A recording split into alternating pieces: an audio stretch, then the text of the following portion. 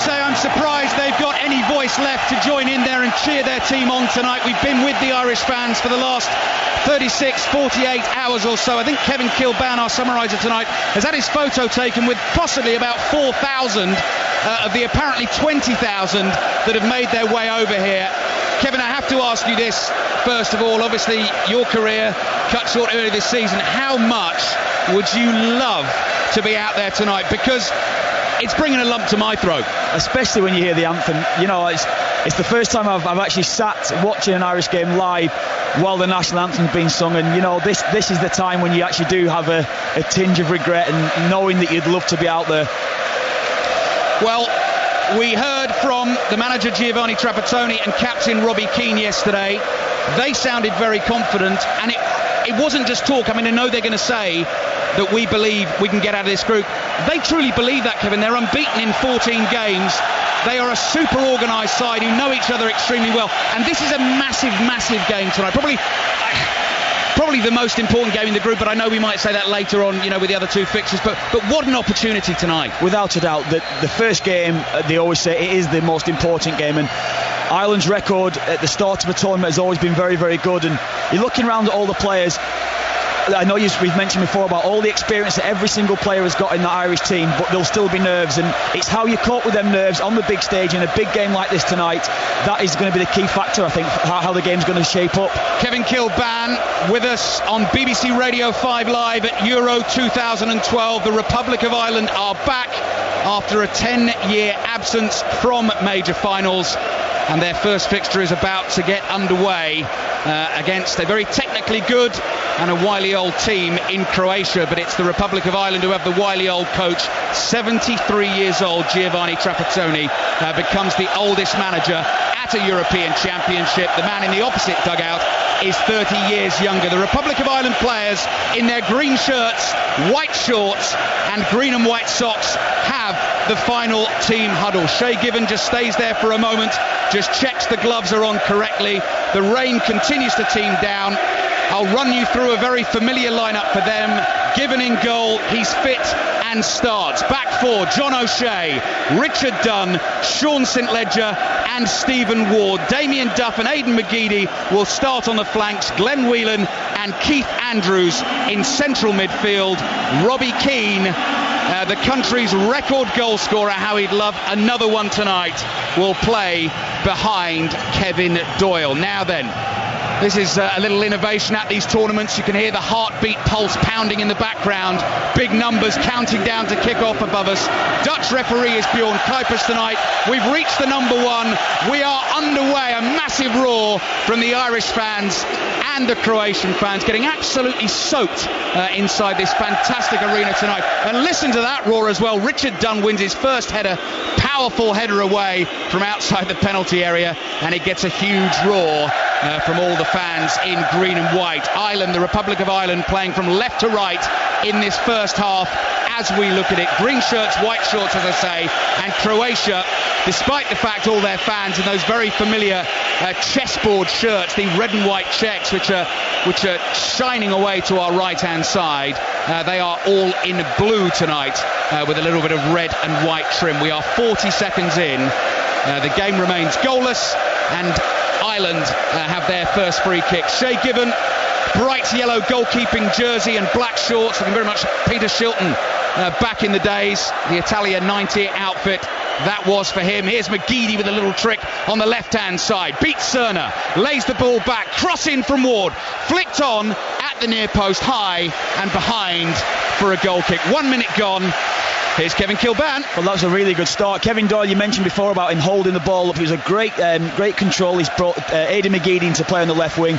A lovely little setback to Stephen Ward. So all of a sudden the Irish are higher up the pitch. It gives a little bit of confidence that the Irish have managed to get into that final third, get the ball into the box, and that bodes well for the rest of the game because the Irish need a good start.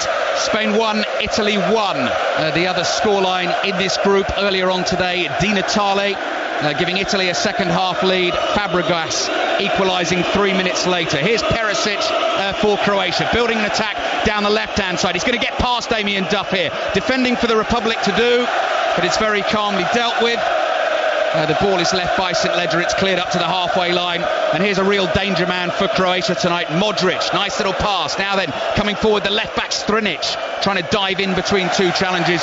Tackle is made by Keith Andrews, and Croatia get their first corner of the game. Yeah, good play by Keith Andrews there. He recognised that John O'Shea got out of position. He had to fill in that right back role.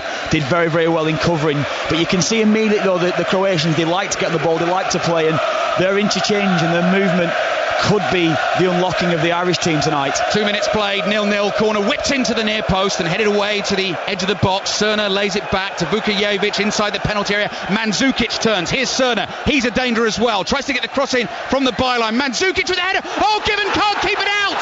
Croatia have an early lead. It seemed like a very tame header. I think Shea Given saw it late. Mandzukic from about 12 yards has given Croatia the perfect start.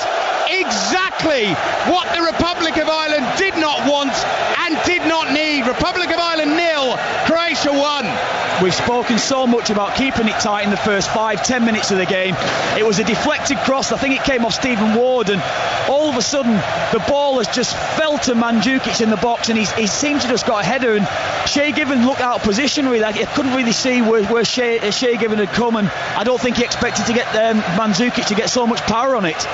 Yeah, we're just seeing the replay again now. Mandzukic did well because he slipped initially, and as you say, Shea Given, it only takes a fraction of a second, doesn't it, Given? He just moved slightly too late for it, got a hand to it and couldn't quite keep it out. Yeah, Shea Given had just moved over to his right hand side, so he didn't actually read the cross, or he was trying to read the cross, I think, originally coming in, and he didn't actually read the header then. And then all of a sudden then Mandzukic has just headed it because he felt he'd fallen over initially. He got a good strong header on the ball. Shea Given was wrong footed and couldn't keep it out. Richard Dunn getting called over for a hefty challenge, coming in behind on Jelavic here. That's going to be a good battle to watch this evening. We've had a flare. You probably heard the big bang in the background has been lit, but has since disappeared. The light has gone out, and now just big clouds of smoke drifting across some very, very happy Croatian fans. 4 minutes played in Poznan, and the worst possible start for the Republic of Ireland. They trail Croatia by 1-0. Mandzukic with the header, and here's Jelavic on the turn, and Dunn has to make a really important sliding challenge. It's what he does so well for the Republic of Ireland, and he really needed to get that right there. It's started at a real pace, this game. I will get you through the Croatia starting lineup just as soon as I can.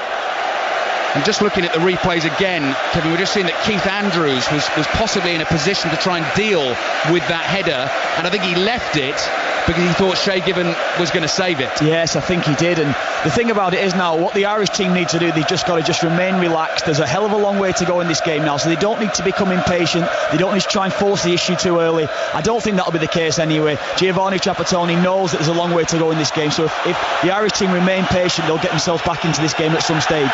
Bulldozing run from Kevin Doyle, made a good 40 yards there. He was chased. It was almost like a sort of comedy cartoon chased by 4 Croatian players, eventually bundled over, and he lost the ball. I don't think, as Kevin was saying, the game plan will change initially. Why should it? The Republic of Ireland have had so much success with it, but obviously now the onus is on them to try and push forward a little bit more and get back into this game. Skype Pletikosa is Croatia's goalkeeper. Back four of Dario Cerna, Vedran Čorluka of Tottenham, finished the season on loan at Bayer Leverkusen though. Gordon Schildenfeld is his centre-back partner, Ivan Strinic at left-back. Onyen Vukojevic plays the holding role with Luka Modric ahead of him. Ivan Rakitic and Ivan Perisic are the 2 wide men. Mandzukic, the goal scorer of Wolfsburg, in behind Nikita Jelavic up front. 6 minutes played in teeming rain in Poznan, and Croatia have the early lead against the Republic of Ireland. We've seen some great football in the tournament so far. All of these games on BBC Radio 5 Live and 5 Live Sports Extra, and of course England get their campaign underway tomorrow. Kick-off 5 o'clock UK time against France. 5 Live Sport is on on air from 2 o'clock with Mark Chapman, with all the build up to that one. Damien Duff, shooting position, drags it slightly, and it's wide of the post and behind for a goal kick. Good response, Kevin Kilbane. Well, that's certainly what Ireland needed. They needed a bit of possession. They made 5, 6, 7 passes in the middle of the park. The ball went into John O'Shea, clipped a lovely ball into Kevin Doyle, who is actually looking a threat tonight. Kevin Doyle, he's looking full of confidence. He's received that ball very well, and it's a wonderful run from Damien Duff. He recognised that Kevin Doyle was going to take it on his chest. Brought himself into play by taking the ball off his feet and managed to make himself a little opening. So it is a positive response, definitely. You have to say the Croatian manager Slaven Bilic is a little bit of a dude. Of course, it was Steve McLaren who got the umbrella out, famously when England lost at Wembley to Croatia. Well, to deal with the rain tonight, Slaven Bilic has gone with a beanie hat, just one of those sort of old-fashioned woolly, almost looks like a swimming cap, that he's ready to jump in the pool. He's got his suit on. He'll be delighted with the way his team has started, but I don't think I've ever seen a manager try and pull that off. A player, Kevin Kilbane, of course, you would have played against, playing for the Republic of Ireland, and actually leaving his post as Croatian manager after this tournament to take over at Lokomotiv Moscow. Yeah, there's been a lot of reports about him getting stick and a lot of hassle from the Croatian media, but he's done a wonderful job. You can't deny that. I know they didn't qualify for the last World Cup, but he has done a really, really good job. So with him at the helm, they've become a stronger team, and I think I'm right in saying that they've not finished outside the top 10 or in FIFA's ranking since he took the job. Giovanni Trapattoni's just appeared, just moved out of the Republic of Ireland dugout. Safe to say, no beanie for him, just a black overcoat, white hair shining under the floodlights. Absolutely torrential rain being chucked down here at the Municipal Stadium in Poznan. Croatia leading the Republic of Ireland by a 1-0, and we've played 8 minutes of the first half. And again, when we do get the chance with a little break in play, I'll just try and describe this stadium a little bit to you, because it is a quite inspiring venue, and home, of course, to Lech Poznan and the famous Poznan goal celebration that Manchester City have picked up. I've got to say, I didn't see whether Croatia's fans went for that and turned their backs after they scored the goal. I've guessed the Irish would probably get onto that. I did see a few of the Irish fans before the game even started doing the Poznan in certain areas of the ground, but I'd rather he was doing the Poznan after an Irish goal, without a doubt. Shea Given has the ball at his feet, couldn't keep out the header from Mandzukic in the 3rd minute of this game, and that's why the Republic of Ireland trail. But they've had a fair bit of the ball since then. They're coming forward again. Stephen Ward with a long diagonal pass finds Duff on the corner of the area, just holding up the ball at the moment, brings it onto his left foot, floats the cross into the back post, looking for a little flick header. There was Keith Andrews, and Croatia managed to get the ball away. Now they are going to look dangerous on the counter-attack here. That is how they like to play. Modric's ball through is cut out. Let's get an update on the Canadian Grand Prix from Jonathan Ledyard. So Hamilton, Alonso, Vettel and Raikkonen are the top 4 at the moment, and Webber's got his hands full of Romain Grosjean as the Lotus mechanics make their way out, and Lewis Hamilton sets another wonderful lap. It's Lewis Hamilton then leading, fastest lap, 1:17.7. Fernando Alonso is second, 4 seconds behind. Sebastian Vettel is third. Sergio Perez is fourth, but Jenson Button's in the wars. He's had 2 pit stops already and still has made no real headway. He's down in 17th. Back here in the pouring rain in Poznan, 5 Live at Euro 2012, 10 minutes played. A big streamer's landed on the pitch here. The Republic of Ireland just starting to build a move down the left-hand side. Crisp ball into the feet of Keane. Doyle feels he was pushed over on the edge of the area, and he wins the free kick. And this is a real shooting opportunity. Kevin Kilbane. Well, the one thing that was really pleasing in that initially, the ball was played back to Shea Given. There was 7-8, again, concerted pressure by the Irish, or concerted passes by the Irish. So that's the most important thing. What they need to do now, they need to keep the ball, need to keep it in the right areas as well. When they got it forward into Kevin Doyle, who's looking a threat tonight, they look very, very confident. So this is a great opportunity now. 18, 20 yards out, just on the edge of the box. And they need to hit the target now. They need to put the Croatian keeper under pressure.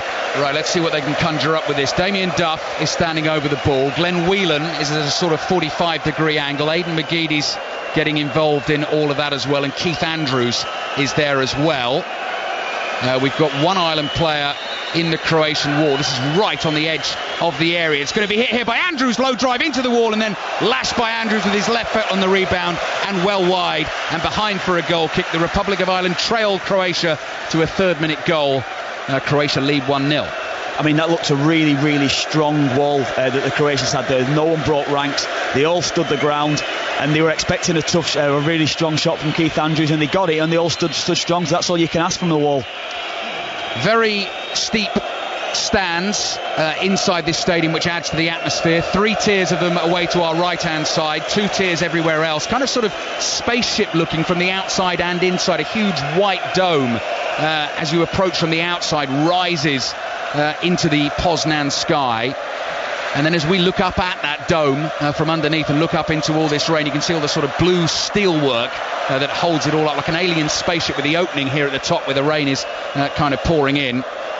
And there is a very good noise being created by both sets of fans who've been absolutely magnificent in Poznan. I went to the town square earlier on today, Kevin, and I don't know how he managed to do it because there's roadblocks everywhere. One of the Croatian fans had driven in. There's camper vans everywhere. So many people have travelled over here by camper van. He got his camper van into the town square. Stereo was up on full. There must have been 2,000 Croatian fans singing away, and a group of Irish fans sort of 30 metres away, and one of them had a loud hailer. He'd brought his megaphone to get them going as well. Just fantastic atmosphere in town. It was a wonderful atmosphere last night. The Irish far outnumbered the Croatians last night, and the rumour had it that the Irish were still nursing the hangover, so that's why they weren't in town today. 12 minutes played, not a great start to Euro 2012 for the Republic of Ireland. Conceded early, and I think we'll probably discuss it a little bit more at half-time as well. A goal they will feel is a bit of a soft one. Mandzukic with an unusual sort of stooping header from about 12 yards out inside the penalty area, which Keith Andrews left because he felt Shay Given was going to get there, and Given was just moving the wrong way to start with, couldn't get back in time, and it trickled into the bottom corner. And after all the build-up for Shay Given in terms of the injury concern, not nice for him. But we'll see how the Republic of Ireland can respond. Aidan McGeady's trying to get onto something here down the left-hand side up against Cerna, who is a very attacking right-back, plays for Shakhtar Donetsk. McGeady makes the block, and the ball spins back into the Croatian penalty. They won't be flustered, though, will they, Kevin? As I said, 14-match unbeaten run. They've played together so often. Yeah, I mean, I look back to 2002 as well. 3 of the 4 games that were played, Spain, Germany and Cameroon, all going behind to early goals. So they just need to rely on the confidence that they've built up in the training camp, in the training, all the technique work that Giovanni Trapattoni has done with them, repetition after repetition, day after day. So they just need to become patient. It's going to happen for them at some stage, I'm sure. So all they need to do now is stay in the game, certainly don't concede a second goal, and the confidence will start to flow from there. 14 minutes have got in the first half. BBC Radio 5 Live, we're here in Poznan. A very, very wet Poznan. It was a sort of sultry, steamy afternoon, but you could feel the weather was going to break. Dark clouds, foreboding sky above, fantastic noise inside the ground, and the Irish fans trying to roar their team back into this game.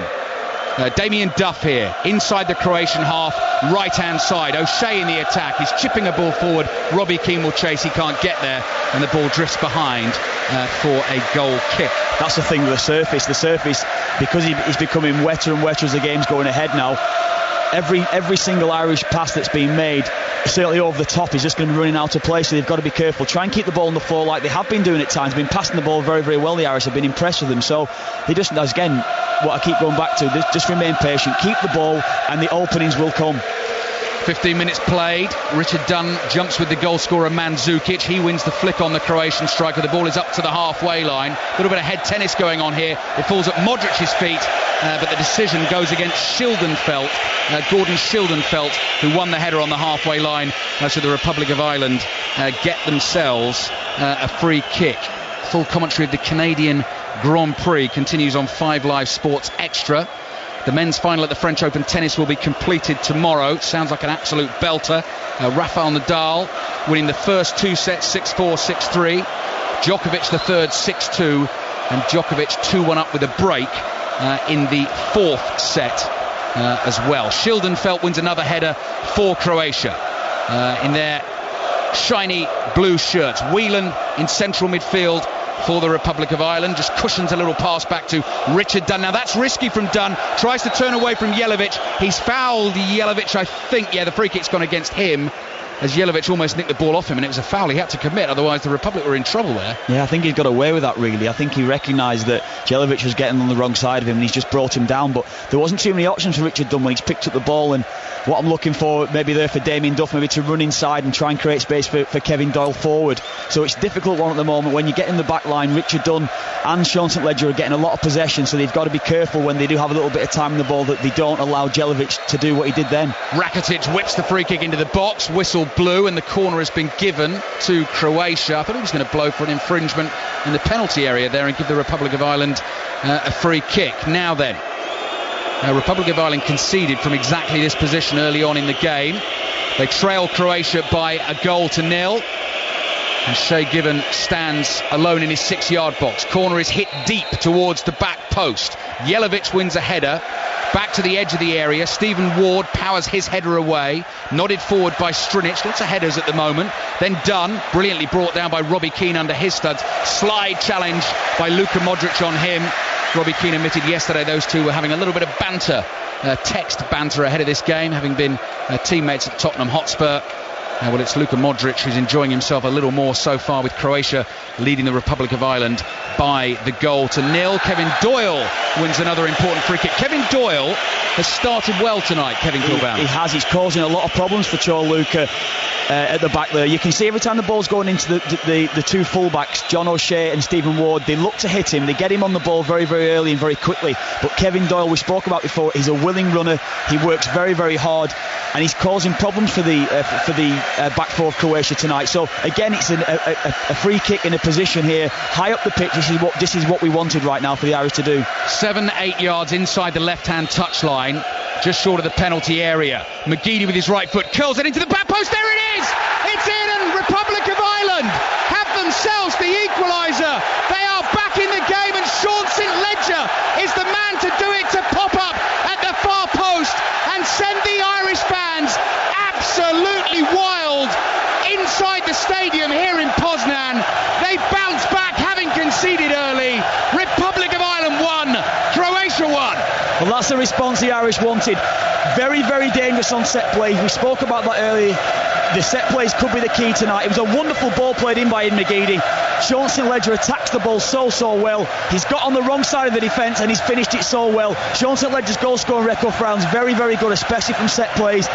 And all of a sudden he's gone the wrong side of Sean Luka. What a goal, what a great response by the Irish. As predicted, here a few moments ago, plenty of the Irish fans immediately turning their backs, and all we can see are the numbers on the back of the green shirts. They're giving it the Poznan, and the Republic of Ireland are back in this game at Euro 2012. Sean St Ledger, his third goal for his country.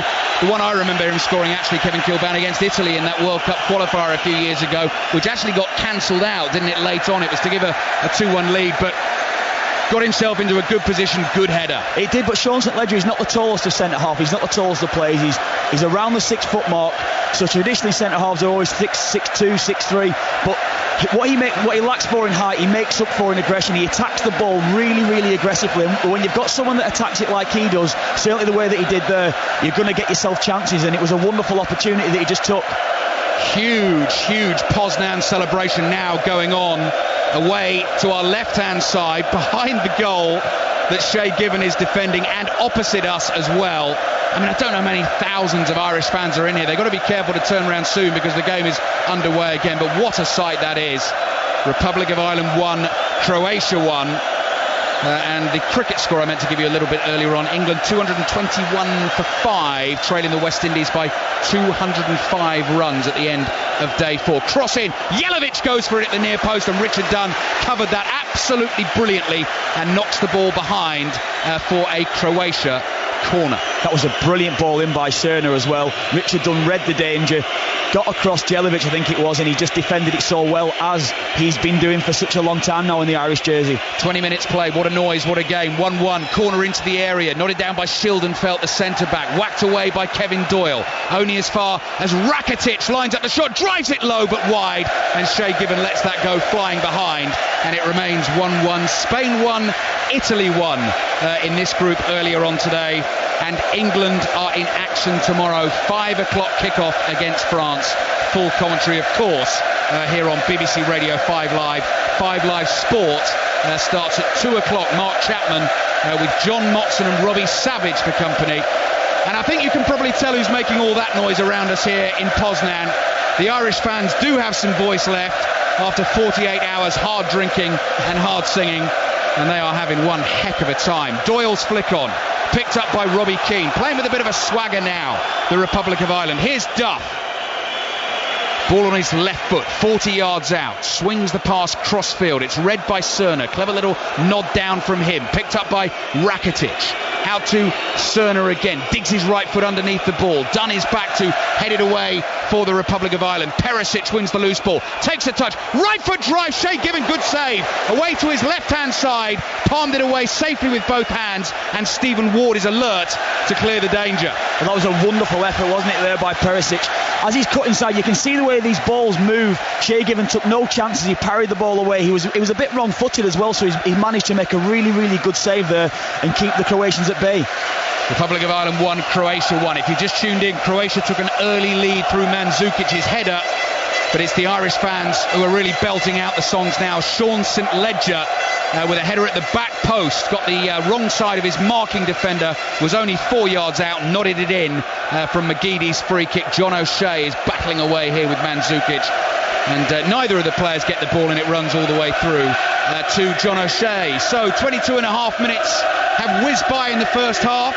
Republic of Ireland 1, Croatia 1. Time for me to hand over to Conor McNamara. Thank you very much, Alistair. Sean St Ledger only scored one goal this past season for Leicester City. It came in the FA Cup against Norwich in March. He was saving the goals for the really, really big stage. Exactly. You know, I mean, Sean St Ledger again, he's not really started that too many games this season at Leicester, so I'm so pleased that he's here, because every time he plays for Ireland he has such wonderful games, and it's a wonderful goal by him there. 1-1. McGeady tries to cross from the left wing. It falls for Whelan, 10 yards outside the penalty area. Plays a 1-2 with Andrews. Robbie Keane was offside. Took a rather wide arc to turn anyway, Robbie Keane. But as he collected the ball, he'd been in the offside position. And it's a free kick out to Croatia. What an atmosphere inside this stadium in Poznan. The Croatian fans, predominantly in their red and white checked jerseys, their team playing in blue, and the Republic of Ireland in their green jerseys, white shorts and green socks, who were behind inside 3 minutes. Mario Mandzukic, a player who Steve McLaren paid £7 million for when he was Wolfsburg manager. He got the goal with a header. It seemed like Shay Given was wrong-footed, missided, but he didn't lunge across the goal as you would expect. But Ireland back on level terms thanks to Sean St Ledger, and here they come with Kevin Doyle down the left-hand side of midfield. Tackled. Croatia get it back again with Luka Modric up to the halfway line. Ireland players backing off him, so Modric will play it to Ivan Strinic, the left-back. Plays his club football in the Ukraine with Dnipro. It's back into the number 10, Modric, helped on by Rakic. And then a good tackle comes in, and Ireland get the chance to break away. It was Glenn Whelan who won possession back, and then as Croatia tried to regain the ball, Vedran Chorluka again was late with the tackle, and the referee gives the free kick to the Republic of Ireland. This is 5 Live from the BBC. It's Group C, the 6th game of Euro 2012. We've played 25 minutes exactly. Republic of Ireland 1, Croatia 1. Yeah, that looks actually a good tackle by Chorluka. Sometimes you want to see those sort of tackles, but any tackles now that where you go with a little bit of aggression, the referees just blow the whistle. But his studs weren't showing. He went in with it with his the front of his foot going for the ball, and I thought it was a fair tackle. Glenn Whelan went in for a 50-50 challenge, and Chorluka won the ball. That's the voice of Kevin Kilban watching this game with us here on 5 Live, who was part of the Ireland squad that qualified for this tournament, played in the qualifiers for Euro 2012. Here comes Modric now, step over to move away from Whelan, gets it into the penalty area. Mandzukic tries to pass it back to Modric, when perhaps the better option would have been to try and shoot himself. I think he could have took a touch. He could have took a touch and turn, because the Irish players had read the 1-2 with Modric. They'd all followed Modric, and all he needed to do there, Mandzukic, was take his touch and shoot. But he tried to go for the 1-2, and fortunately for the Irish team, Richard Dunn has read the danger again. Under Giovanni Trapattoni, Ireland are yet to lose a competitive game outside of their own shores.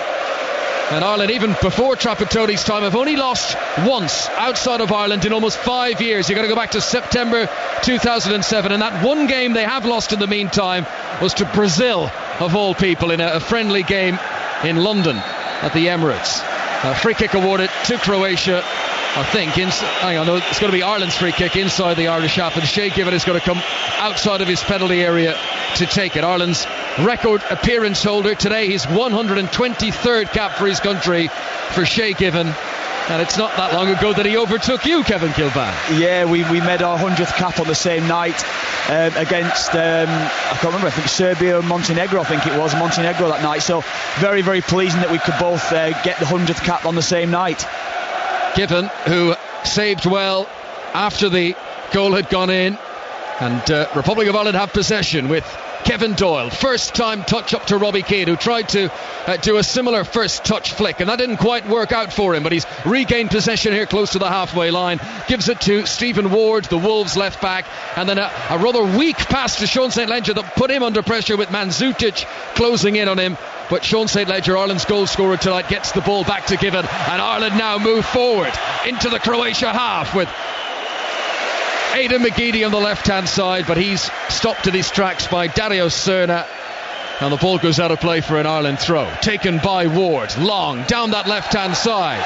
And again, Kevin Doyle is fouled. And again, it's by veteran Chorluka, and a free kick is awarded, and Chorluka's got to get a speaking to now by the referee. Well, Kevin Doyle, I think, started really, really well. He's causing so many problems for that back line. Chorluka especially is the one that's giving the fouls away, and it's in another dangerous position, similar to the one where the Irish got the goal from. Expecting now Aidan McGeady to put a wonderful ball into that 6-yard box, right into the mix of it.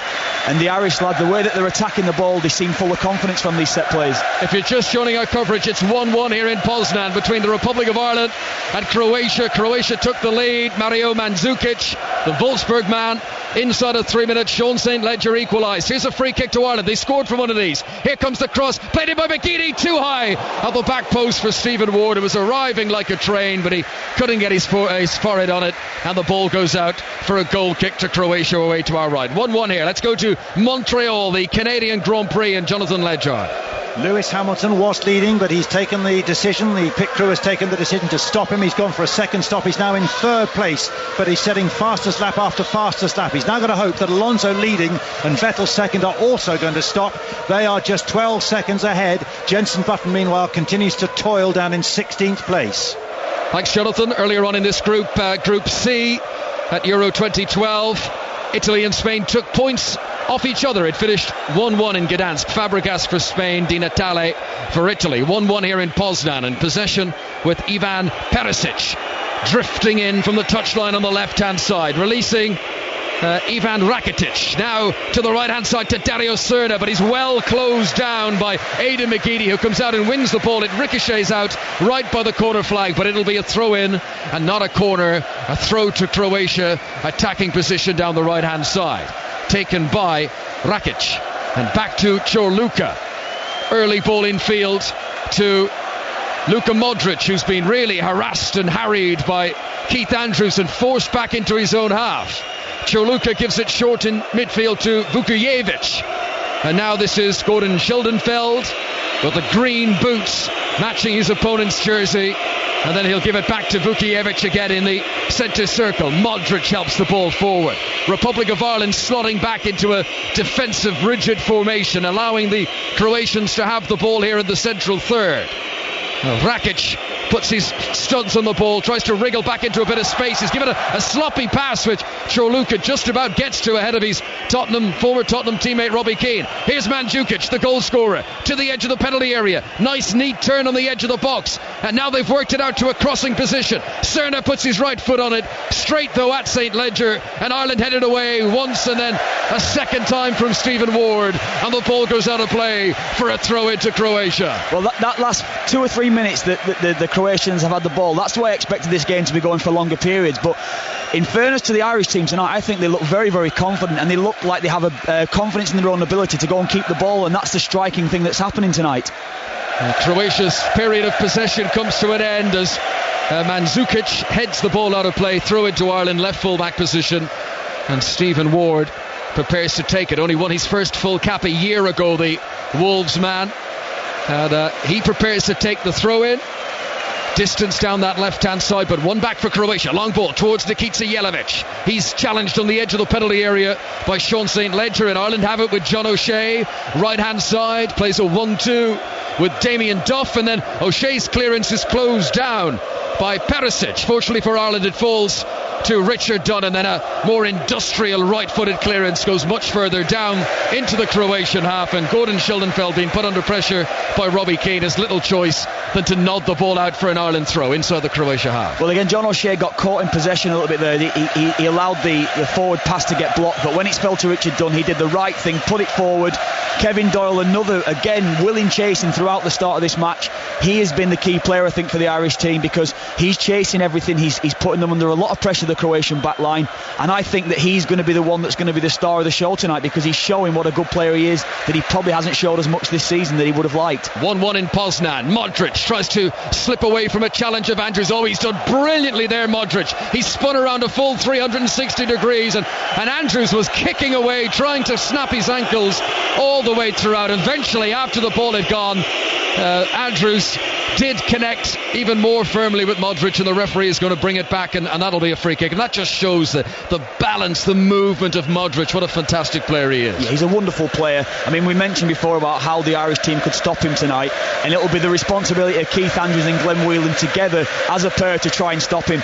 We don't mind him getting the ball higher up the pitch, deep into the Croatian half. It's when he gets the ball higher in the Irish final third, that is the one where there's going to be the key tonight, I think, to try and stop him in those positions. Here he is in the final third, playing a first-time ball out to Cern on the right-hand side, back into Modric, right-footed shot straight at Given. It bounced out in front of the goalkeeper off his gloves, but Shay Given makes the save. The rain falls incessantly here in Poznan, but it doesn't dampen the mood, and supporters of both Republic of Ireland and Croatia are bouncing up and down. They're throbbing. I think they're both singing the same tune almost. They're just enjoying the moment and savouring the atmosphere, and 1-1 the scoreline. If you're joining our coverage late, Croatia went in front early and the Republic of Ireland have equalised, and we've got about 12 minutes to go to half time. It's been a decent game so far. This is Perisic into the Irish half for Croatia, picks out Rakic on the right hand side, sends in a cross, right footed. Richard Dunn is underneath it, thunderous header, well clear of the penalty area.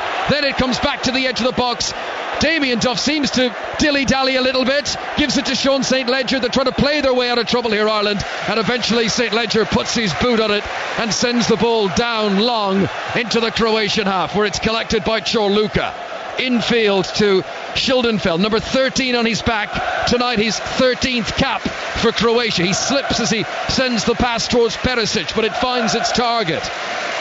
Croatia holding on to the ball. They've enjoyed most of the possession so far, as we thought they would. Well, especially in the last 5 or 10 minutes, yeah, the Irish team, once they've scored the goal, they needed to really relax, don't put themselves under too much pressure by going chasing the ball too high. So all the Irish team are doing, they're dropping off onto the back, onto the 18-yard box, allowing them the possession and not allowing too much room in behind that back four.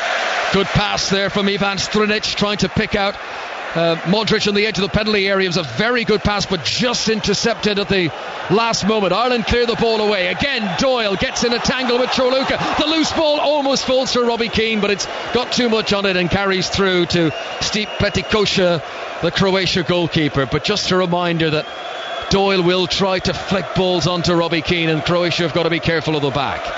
Well, I think every time Kevin Doyle's going for challenges, whether it be Chorluka or Schildenfeld, they don't know how to handle him. They can't handle him because he's deceptively good in the air. He's deceptively quick, Kevin Doyle, as well. So I think that those two centre-halves are having real difficulties dealing with him tonight. 1-1 here in Poznan, Republic of Ireland's opening game of Euro 2012. Tomorrow on 5 Live, France against England. A 5 p.m. UK time kickoff. Mark Chapman on air from 2. He's got Robbie Savage with him, John Motson as well. Mark Pugac will be in the stadium with Chris Waddle and Graham Graham Taylor. Full commentary on 5 Live as a shot from distance here was always careering away off target. And it was Vukojevic who had a pop, but Shay Given was not unduly worried. No, Shay Given had seen it coming straight at him. He knew it was going to be off target, but it was a little bit of a worry there, because as Jelavic and Mandzukic linked well up front there, Sean St Ledger got sucked under the ball a little bit and tried to maybe force the issue, when as a centre half maybe sometimes you just give ground, allow the centre forward to have possession and drop off, whereas he did the opposite. Alistair mentioned earlier on in the commentary Sean St Ledger's famous goal at Croke Park against Italy, a diving header. He's also scored a header tonight, as here comes Mandzukic, the man who scored for Croatia, but he's tackled by Dunn again on the edge of the Irish penalty area, and now John O'Shea will clear the ball away from a right full-back position. St Ledger did score in the qualifiers as well against Slovakia. Now here comes Whelan through midfield, picks out McGeady midway inside the Croatia half, gives it to Robbie Keane, adjusts his captain's armband while he's in possession. Here comes the cross, Doyle gets up, header isn't firm enough, and it's saved by Pletikosha. Good little bit of attack again by the Irish. McGeady involved, Robbie Keane involved, a good ball into the box by Stephen Ward, and again Kevin Doyle getting on the end of it. He climbed all over Shindenfield at the back post there, and he can't really deal with him. I'm saying, I keep mentioning it, but Kevin Doyle looks a real threat this evening. The Republic of Ireland are unbeaten in their last 14 games. They've kept clean sheets in 11 of those 14 games. They have conceded tonight, but it's 1-1 here in Poznan. Modric, lovely control again. Another little swivel around the full 360 degrees to elude Andrews. Then it's passed by Perisic to the right-hand side. To Cerna. Back out now to Ivan Rakic. Ireland stepping away off him so he can deliver in a right-footed cross. Sean St Ledger wins the header, but it's collected by Modric 5 yards outside the penalty area. Back out to the right-hand side. Cerna will steady himself. Decent cross in, but a diving header from St Ledger will clear the ball out of the penalty area. Republic of Ireland can't retain possession though. Rakic takes it down towards the quarter flag, plays it off a defender, and that's a throw into Croatia right-hand side. When the Irish back four are dealing with the balls that's going into the box, but it's a little bit concerning at the moment, the amount of possession that the Croatians are getting. So the Irish just probably need to play a little bit higher up the pitch, try and get the pressure a little bit onto the back four of the Croatian team, so it's going to then allow the back four to get higher up the pitch, and that's what we need to start seeing happen from an Irish perspective. 7 minutes to half time. You'll hear some boos and cheers in the background because Croatia have been awarded a corner, and I think the Irish fans in that section of the ground thought that the last touch had come off one of their opponents and that it should have been a goal kick, but a corner it is, and Ivan Rakic prepares to take it, the Seville midfielder. Here it comes, right-footed, high, one in the air by Sheldonfeld, the defender, but he couldn't direct it anywhere towards Shay Given's goal post. Robbie Keane is back out helping the defence, right by the byline. Keane up against Modric, lays off a pass to Dunn, and then a thumping clearance will bring possession back to the halfway line. Ivan Strinic in field to Chorluka, former Manchester City man, a Tottenham player who could well be on his way this summer, having fallen out with Harry Redknapp. Mind you, what we've read today, Redknapp mightn't be in charge of White Hart Lane next season. Croatian possession, left-hand side. Strinic steadies himself with the blue boots. Oh, that's a lovely cross to Jelavic, but the header is off target. And we spoke about Jelavic before the game with his one-touch finishing. He attacks the ball so well when the ball's going to the box. Again, it was Richard Dunn. I think Richard Dunn got in a decent enough position. He recognised that it would have took something extraordinary from Jelavic in that position to get the header on target. So again, good defending by Richard Dunn, just seeing the play out, and it just allows the Irish team now to be a little bit more relaxed and get the ball higher up the pitch. When Nikita Jelavic joined Everton in January, he scored 9 goals in 10 league starts for Everton, which I think pretty much sums up how effective he's been for David Moyes, and that's why he's in the starting lineup for Slaven Bilic here for Croatia. Bilic, who leaves Croatia after the tournament to become manager in Moscow. He'll be in charge of Lokomotiv Moscow next season, as Strinic clears the ball long into the Irish half, but St Ledger has got Jelavic under wraps. And the ball is cleared away now by Stephen Ward. Long into the Croatia half. Doyle can't win it in the air, but Andrews gets it. Tries to play a 1-2 with Keane. Runs into the penalty area. Ireland players and supporters appealing it might have been a back pass. I don't think it was, to be fair. Petticoat was entitled to pick that ball up. Here comes Cerna, breaking through the middle of midfield. First we've seen him away from his usual position wide on the right hand side. Perisic now. They're always looking to bring Modric into play, and Modric rolls a pass 25 yards to his right hand side to Vukojevic. Boos from the Irish fans as Croatia hold on to possession inside the final third. Helped forward now to Perisic once again. He'll give it to Rakic. Crossing position on the right hand side. Ireland trying to close down all the options though. Modric almost at a walking pace. Gives it back to Rakic once again. Now Modric is just on the edge of the penalty area. Oh, he's been allowed to turn. Dummies a shot. No space to finally deliver it. Here comes a cross though. Dunn got a very important touch on it. And Damien Duff clears the ball away. Hey, Ken Richard Dunn, isn't it? He gets himself in so many good positions. The ball is like a magnet to his head a lot of the time. There's a good ball in there by Cerna. Richard Dunn found the space, did very, very well. Croatia are patient, Kevin. They're not just slinging the ball into the box. Modric is getting the head up. He's waiting for the moment where he could be most effective. Yeah, and we've spoken about that so often in the last few days about the Croatian team will have a lot of possession. I'm not too concerned about Luka Modric getting on the ball the way he is, because he's coming very deep to get on the ball, and his passing has not started to really hurt the Irish team just yet. It's when he gets the ball higher up the pitch in the final third is where he's going to create havoc. Chance for Croatia. Mandzukic comes forward. He's a little bit isolated though. Gets the head up, looks for support. Perisic will provide it 10 yards outside the penalty area. Now Rakic will attack that box. Good turn from Rakic. Needs some support again though. He'll pull it back for Vukojevic. He doesn't fancy the shot. Eventually a cross comes in low and it's put out for a corner on the right hand side, and we've got 3 minutes to go until half time here in Poznan. Yeah, you're right in what you're saying before as well. The Croatians they're not looking to shoot from 20-30 yards. They're looking to create a real opening, and that could be the danger, that when the Irish team are closing down what they perceive to be a shot, the ball slotted elsewhere. Cerna takes the corner. Again, it was the defender Sheldonfeld who was closest to it, but no damage from a Republic of Ireland point of view. Modric turns Keane, left-footed shot, daisy cutter, no power behind it. Now there's a chance. Ireland look for a flag. There's no linesman's flag, and it's a second goal for Croatia. It's Nikita Jelavic, the Everton man, who prods the ball over Shea Given. Ireland defenders hesitated and looked for a linesman's flag that was never raised, and for the second time in this game, Croatia lead the Republic of Ireland. It's Republic of Ireland 1, Croatia 2. Well, the Irish have been defending the Croatian set plays really, really well all night, but more to the fact was tonight that it was the second ball. Once the ball was cleared, it seemed to fall off Stephen Ward. I think it was Stephen Ward that played it in, because the Irish team are complaining for offside, but it looked to me like Stephen Ward might have played in Jelavic without even knowing he's played him in. He's onside, and it's a good finish by Jelavic. He gets it over Shea Given. So again, disappointment just before half time for the Irish team, but we've got to get back in now for the second half.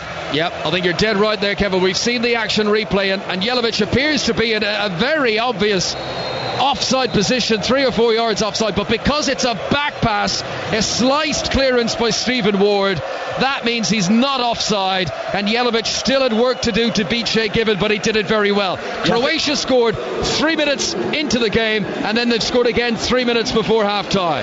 Yeah, and I think initially the Irish team were complaining about the offside from the first shot from Modric, but the ball was cleared. It was the second ball that went in, so I can't see any real problems there. The Irish team, they just couldn't cope with it really, and Stephen Ward's really misplaced clearance has just fallen straight to the feet of Jelavic, and he's finished it so well.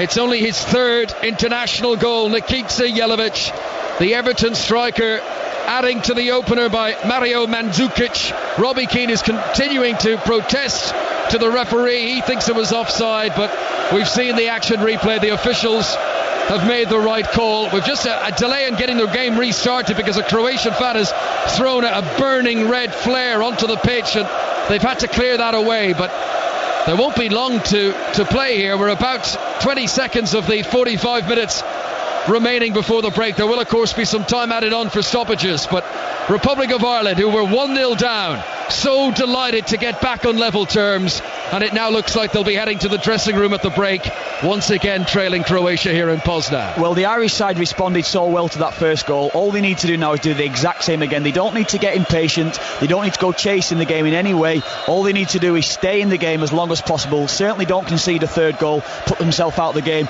But I'm sure now that the confidence from the way that they've played in this first half will be there. Apart from this last 5 or 10 minutes, a spell that the Croatians have had, then we'll see, hopefully, the Irish getting back into the game. That's the voice of Kevin Kilbane watching this game with us here on 5 Live. Yellow card has just been shown to Keith Andrews for a challenge close to the halfway line. Maybe a bit of evidence of a bit of frustration spilling over for the Ireland players. It was Mandzukic, the player that he caught, and no doubt about it, he's taken not one but 2 ankles in that tackle. Yeah, it was a clear yellow card, and again, talking about the impatience on the Irish team, they don't need anyone getting sent off. Keith Andrews just needs to keep his cool. I know he's frustrated about the goal being conceded, but all he needs to do now is keep his cool. Don't get involved in too many things now, and certainly don't get another yellow card, because it's the last thing that the Irish need, being down to 10 men.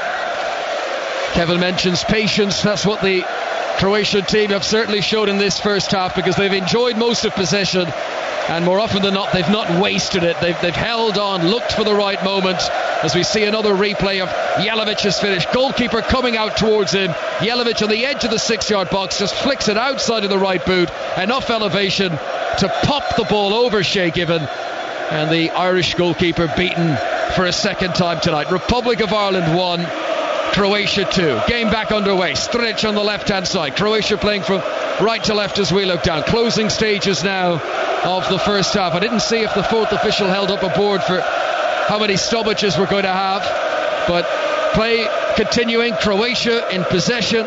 Rakic has it on the halfway line. Modric gets a touch on the ball, and smoke fills the air here in Poznan as the embers of that flare continue to scent the air, as this is Strinic, left hand side. Damien Duff closing him down. Modric, bit of room now, plays it up towards Mandzukic, 10 yards outside the penalty area, tried to flick it in turn, doesn't work. Ireland get possession back, and John O'Shea will clear right footed up towards Kevin Doyle, doubled up upon. Strinic wins possession back with a header. Now it's Schildenfeld to Strinic again, and down on the touchline, Slaven Village points towards the opponent's half, and he wants his team to get the ball forward. Jelovic plays a pass to Perisic, who I think was fouled. Play on, says the referee. Here comes the ball. Given jumps, ball is over the crossbar. Croatia continuing to make chances as we draw closer to half-time. Well, that was a really good break by the Croatians there. Again, it was 1 and 2 touch passing involving Jelovic again. Perisic put a really good ball into the far post, and I think then it was it Cerner coming in the far post or Strinic coming at the far post? He's managed to get up really well over Sean St. Ledger at the far post, and just couldn't get his header on target. But again, the Irish just need to be patient, just don't lose the head, keep control, and then all of a sudden they can go in at half time now. There is the whistle for the break. Republic of Ireland 1, Croatia 2. Mario Mandzukic scored early on. Sean St. Ledger equalised for the Republic of Ireland, but Nikita Jelovic has scored, and it's the first time Ireland have conceded 2 goals in a competitive game since October 2010. Mark. Croatia 2-1 up on Republic of Ireland at half-time. Kevin, the Irish need to keep their cool a bit, don't they? Yeah, there was a lot of tension up the tunnel just at half-time there as well. Giovanni Trapattoni was remonstrating with the referee, so was Robbie Keane. They obviously feel that second goal was offside, but the way that we've seen it up here was that once the shot had come in by Modric, Jelovic was in an offside position, but the ball was cleared, and it was Stephen Ward that made the mistake to allow Jelovic in for the goal. That's the way we've read it up here, and we didn't see anything wrong with it. That's how it's looked on the monitors here as well. Alistair Bruce Ball, you're underway, it's all yours. We're 15 seconds into the second half, and the Republic of Ireland have got to do exactly what they did in the first half, and that is come from a goal down to get themselves back on level terms. Conceded in the 3rd minute in the first half to Mandzukic's header. Sean St. Ledger, not too long after that, actually, just before the 20th minute, got the equaliser with another header at the back post, but then conceding that slightly, shall we say, well, certainly from the Republic of Ireland players' point of view, controversial second goal. Robbie Keane and as Kevin Kilbane was saying, Giovanni Trapattoni having a really animated discussion with the referee Bjorn Kuipers at half-time. Bottom line is, though, Kevin, goal stands, nothing they can do about that. And basically, the Republic of Ireland, I thought, played pretty well in the... I mean, just come out and do the same again, and Yeah, I think so. I mean, the first 5 minutes, obviously conceding the goal is not a great thing for the Irish team, but apart from that first 5 minutes, the rest of the half it was going quite well. They get the goal to get themselves back into it. The last 5 or 10 minutes, you have to say that the Croatians were very much on top, and the goal has probably cemented that. But the Irish can go in at half-time full of confidence. I'm sure Giovanni Trapattoni has calmed the team down. He wouldn't have been too animated, I'm sure, because that's not the way he gets at half-time. So all he needs to do is keep the team very, very calm. I'm sure the players feel it themselves that they have played quite well in that first half, although there's been no chances created off the back of it. Ivan Perisic is down. You're not missing any action at the moment. Glenn Whelan jumped for a high ball with him, and Glenn Whelan's left knee came into his back sort of kidney area. That's very painful. Talking very painful. I didn't notice it actually live during the game, Kevin. We were watching replays at half-time. Giovanni Trapattoni, let's not forget, 73 years old, got absolutely clattered by Mario Mandzukic, who was making a challenge on the sideline. Slippy pitch took him through, and it was funny, wasn't it? Because Trapattoni picked himself up, and then you could see by his face, he felt it. He tried to make out he didn't feel it initially as well, did he? He shook hands with Mandzukic, he got back on with the game, and then all of a sudden he was grimacing as the play was going on, so Mandzukic recognised that and went back and gave him a high five. So it was nice to see, but I'm sure Giovanni Trapattoni did feel the full extent of that challenge from Mandzukic. Well, let's not forget, as I say, 73 years old. He needs his team to get back into the game. Very rare that the Republic of Ireland under him concede a goal, more than a goal. They lost 3-2 at home to Russia in qualifying. Last time they conceded more than one in a competitive game. Jelavic and Mandzukic play a 1-2. Cerna gets his ball back to Modric. Shooting position, edge of the box. Dummies it with his left foot and then rolls it away to the left-hand side. Strinic, the left back, with a little back heel to Perisic. Curls it in. Headed from Mandzukic off the post. Off Shea Given and into the back of the net. Real trouble for the Republic of Ireland now, because they are 3-1 down at the start of the second half. It was well worked by Croatia. It was a powerful header from Mandzukic. It hit the post and then very unluckily came off Shea Given and into the back of the net. Republic of Ireland 1, Croatia 3. Well, it was good pressure initially by Croatia. They didn't just shoot from distance. They kept the ball well. They were very, very methodical in their approach. Again, it was Modric really not looking to shoot, looked to play into the players, and I think then it was Strinic that put the ball into the box, and Mandzukic, it hit the post, and Shea Given I think was very, very unlucky because the ball bounced back, hit him on the head. I think it was going clear and going to safety. The ball's hit the post, bounced back off Shea Given's head on the dive, and it's an own goal probably. That's what they go down as. Yeah, it has to be a Shea Given own goal. And just like in the first half, well, we're just 3 minutes into the second half, exactly like in the first half. Republic of Ireland have conceded again. I was just saying, Kevin, they don't often concede many goals. A little bit unfortunate with that one. A couple of sloppy ones in the first half, and now Mandzukic on I was going to say on the hat-trick, but it'll be a given own goal. But here's the strike from Rakitic, which is blocked by Sean St Ledger. And at the moment, at the start of this second half, the Republic of Ireland are a little bit at 6s and 7s. They're under pressure. Another big flare's gone off in the Croatian end away to our right-hand side. Huge billowing smoke reaching up into the night sky. Crossing from the left is blocked and behind for a corner. 4 minutes gone in the second half, and the Republic of Ireland are really up against it in Poznan. They trail Croatia by 3-1. Yeah, I mean, I'd mentioned before about not conceding that third goal. That could be the killer goal really for the Irish team. All they need to do now really is try and get themselves back into this game as quickly as possible, preferably. If they can do that, then all of a sudden then it will open up and they might be able to get themselves to get that third goal. So just take one step at a time. Rakitic with the corner now. He's driven this very deep back to the edge of the area. Volley is well blocked by Richard Dunn. It was a really good strike from Cerna. Strinic, the left back. That's a poor pass, intercepted by Kevin Doyle, but well read by Modric. Slides in, knocks the ball away. Here's the lineups, by the way. Shea Given in goal.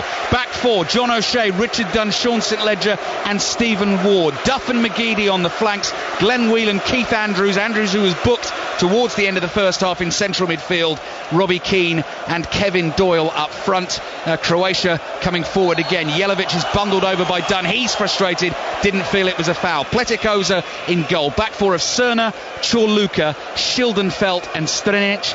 Vukajevic in the holding role. Modric ahead of him. Rakitic and Perisic, who are causing real problems coming in from the right and left for the Republic defence. Mandzukic, who scored the early goal with his head, and his header right at the start of the second half has led to Croatia's third, which we're sure will go down as a Shea Given own goal. And Jelavic playing up front with him, who scored his goal just before half-time. The way things stand at the moment, those thousands and thousands of fervent Irish fans who've been so entertaining in Poznan over the last couple of days are going to be drowning their sorrows this evening. And let's not forget, Spain won, Italy won in this group earlier on today. So if Croatia do go on to win, wonderful start for them, take control of the group, then puts real pressure on the Republic of Ireland against two teams who played well today, Spain and Italy. Yes, it does. You know, this is the one that we didn't want at the start of the tournament when we were talking about the Irish's hopes. We wanted really today for the worst case scenario from the Irish perspective was a draw, going into those last two games, giving themselves something to hope for. So now, all of a sudden, now the Irish need to get themselves back into this game. If they can claw a draw out of this game now, it would be something very, very special.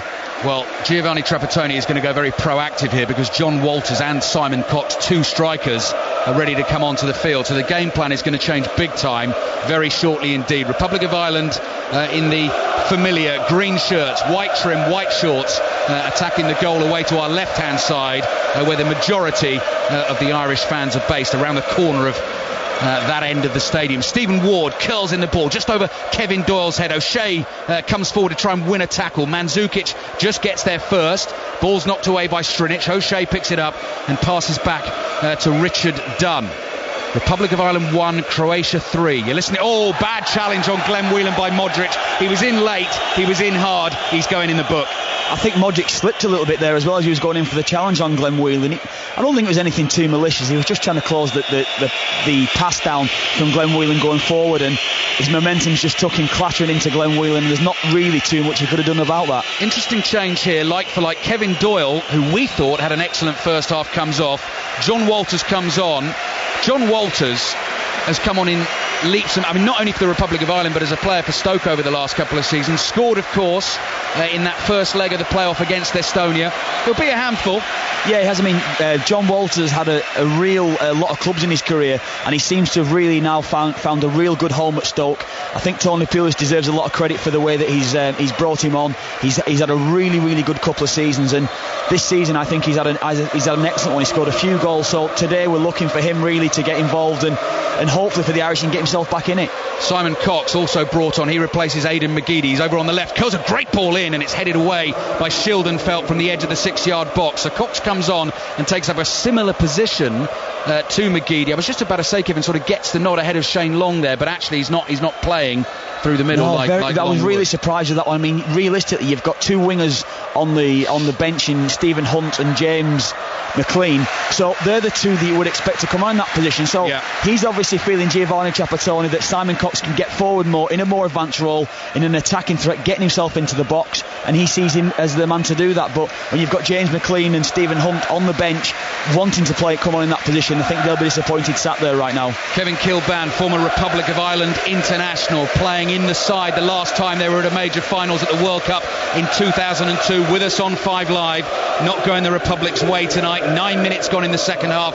They trail Croatia by 3-1. Spain 1, Italy 1. The scoreline in the other game in this group earlier on today. Highlights on BBC 2 tonight at 11 o'clock of both of these games. And of course, don't forget, England are in action for the first time at Euro 2012 tomorrow. 5 o'clock kickoff UK time against a formidable looking, certainly going forward, French side. Sweden-Ukraine the other game. In the group is a 7:45 kickoff. All the games in full on 5 Live and 5 Live Sports Extra. And 5 Live's breakfast programme, just to get you in the mood early tomorrow morning, is coming from Donetsk. Nikki Campbell will be there from 6 o'clock. 5 Live Sports starts at 2 o'clock. Good ball through the middle from Mandzukic. Almost found Jelavic. It was well cut out by the Republic of Ireland. Need to get a goal soon to try and get themselves back into this game. Come forward. Andrews just slides a little pass out to Simon Cox on the left-hand side, right under the watchful eye of Giovanni Trapattoni in his grey suit, arms crossed.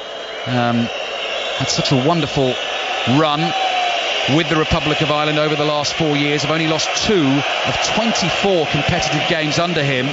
Could well be a third tonight. John Walters is trying to bully himself into position here. He's right on the back of Schildenfeld. He's done really well for his team, actually. Put Schildenfeld under pressure and wins the throw for the Republic of Ireland. They take it quickly, and the ball is thrown into Damien Duff. 98th cap he's winning for the Republic tonight. hoping at this tournament to become the 5th centurion. One of them sits alongside me. Kevin Kilbane won 110. Shay Gibbons winning an incredible 123rd cap tonight. Robbie Keane is in the club, as is Steve Staunton as well.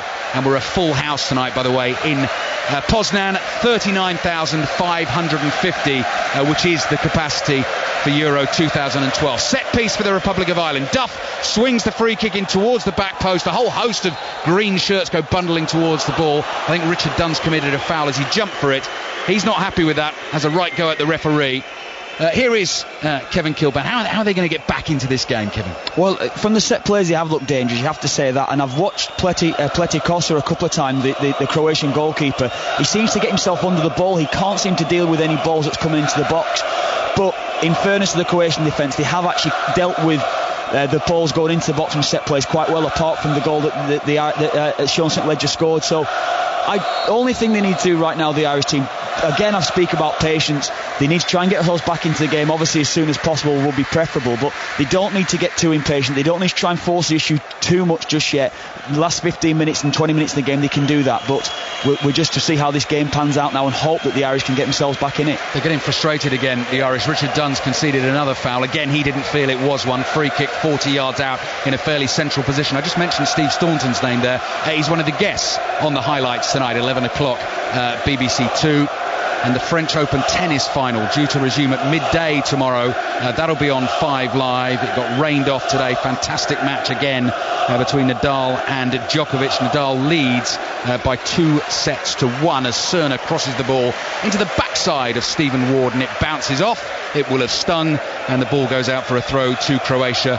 Djokovic has a break though in the 4th set, and he leads by 2-1, and he is certainly someone who never ever gives up, and that's exactly the kind of spirit the Republic of Ireland need this evening. The ball's gone behind for a goal kick to them. By the way, we were talking about the Irish fans doing the Poznan when they scored their goal. The other thing we heard about today, Kevin, was that Marco Tardelli, if the Republic of Ireland scored, who's Giovanni Trapattoni's assistant, was going to repeat his 1982 World Cup celebration. Now, I'm sure most of our listeners who know their football listening will be able to picture that in their mind. Scored in the World Cup final against Germany, and then this sort of extreme emotion. I think the hair has thinned a little bit since then, hasn't he? He wouldn't have the same hairstyle that he had back in 1982. He came running towards the bench in 82, sort of head shaking and screaming, and he said he was going to do it again tonight. I've got to say I didn't see whether he did. Well, he may well do it if the Republic of Ireland can get back into this game. They trail by 3-1. You're listening to it on Radio 5 Live. And by the way, just to point you to some other games, obviously England playing tomorrow. Later on in the week, Tuesday, Poland-Russia I think will be a good one. 7:45 kickoff on Tuesday. Holland-Germany will be a belter, as well as being on 5 Live. That's on BBC 1. Holland, having lost their first game, they're going to have to come out hard and try and win that. 7:45 kickoff on Wednesday. Republic of Ireland in action again on Thursday against Spain. That is a 7:45 kickoff. Connor and Kevin will bring you full commentary of that. Simon Cox with the ball into Glenn Whelan. Back to Stephen Ward. Nice football, nice build-up from the Republic. They decide to come backwards again. Andrews just bumps into Rakitic. Ward digs his left foot under the ball, tries to float one down the line. Walters jumps, he's beaten to it, and Rakitic intercepts for Croatia. Croatia, very good tournament team, of course, have qualified for 4 of the last 5 European Championships. As Glenn Whelan, good ball from Whelan into the feet of Robbie Keane. Couldn't quite take it in his stride. He's forced wide. Right on the edge of the area, left-hand side. Delays, lays it back to Simon Cox, looking for an option. He's standing still, he's leaving the ball still, and then he's just left the ball behind as he tried to go outside his man, and all of a sudden Croatia are coming hard on the break. 15 minutes gone in the second half. Mandzukic slightly comically does the same thing, left the ball behind. He was able to go and pick it up, and the game is just stretching open a little bit more here. Perisic down the left-hand side. Cross hits O'Shea. He's appealing for handball. He was so close to O'Shea. He's not going to get that. I think it come off his back initially anyway. Yeah. I mean, Robbie Keane was in a really good position high up the pitch there. I would have wanted Simon Cox to really make a good forward positive run to try and dislodge the Croatian defence. He seemed to stand and wait for the ball to be played to his feet, and it allowed then the Croatian back line to get back and get round in good positions to steal the ball back. Into the last half hour of the game here in Poznan, and the Republic of Ireland are battling hard. Conceded 3 goals this evening, very unlike them. Republic of Ireland 1, Croatia 3. St Ledger with the Republic's equaliser early in the first half. Here is St Ledger.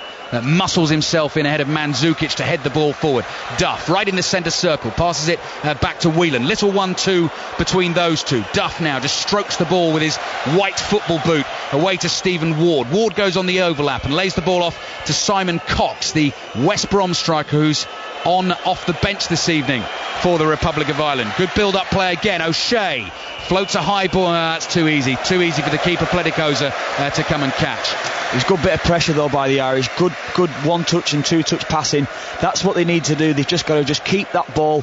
Hopefully they can create an opening for someone like Robbie Keane or John Walters going through the middle, and that's what they need to do right now. I mean, ideally we need a goal. The Irish do need a goal. They need to get themselves back in this game as quickly as possible to try and give themselves a chance of going for that third goal. Trailing Croatia by 3-1. Spain won, Italy won earlier on today. Mandzukic is down injured.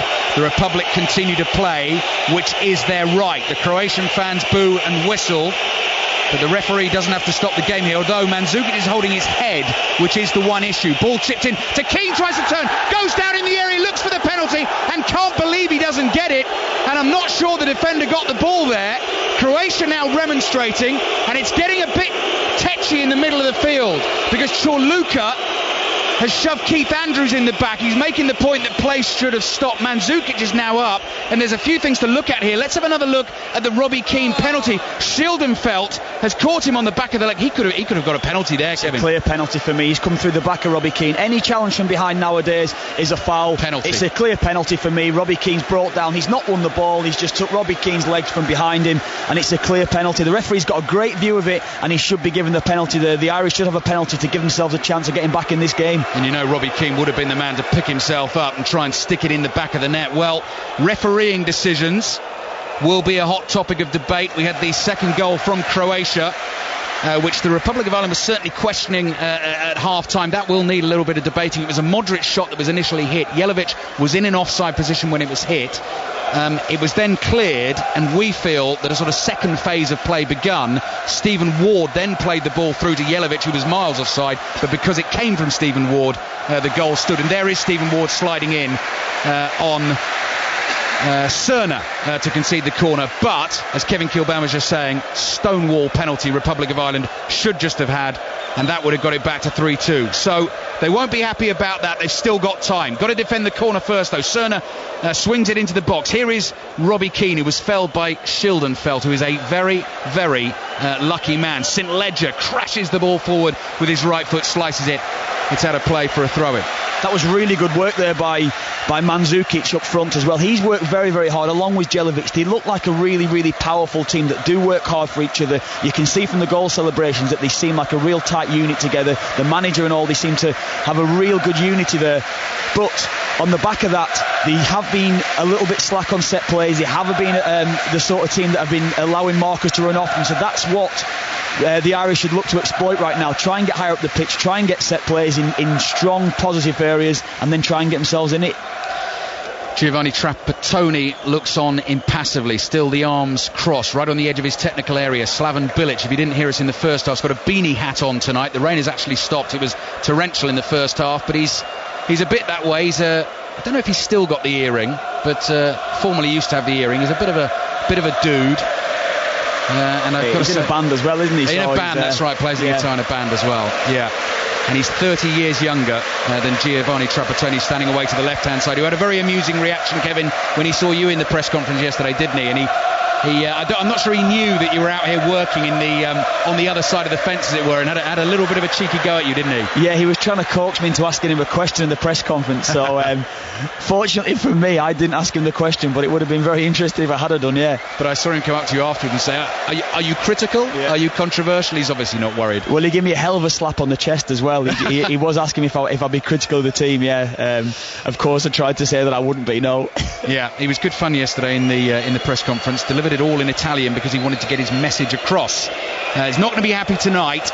25 minutes to go. BBC Radio 5 Live. We're in this wonderfully atmospheric dome-like stadium in Poznan, and it's not going the Republic's way. They're trailing Croatia by 3-1, and Croatia's fans in there, as I keep saying, their chessboard check red and white shirts, giving it the big olays every time a pass is completed. Dunn plays the ball through to Robbie Keane. Chorluka was in well there on Keane and won it back. Croatia in the blue strip this evening with that little bit of red and white in the left-hand corner on the front of their shirt. Simon Cox is trying to bulldoze his way through Mandzukic. He's knocked him over.